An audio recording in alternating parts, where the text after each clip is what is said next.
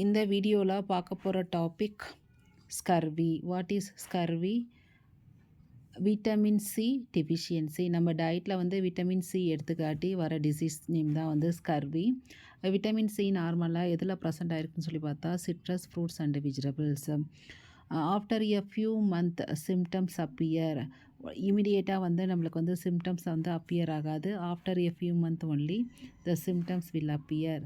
எப்போனா ப்ரஷ் பண்ணுறப்ப சிம்டம்ஸ் வரும், ப்ளீடிங் வரும். Then bleeding in comes, weakness, fatigue, loss of appetite, then skin rashes. இதெல்லாம் வந்து இதில் வர சிம்டம்ஸ்.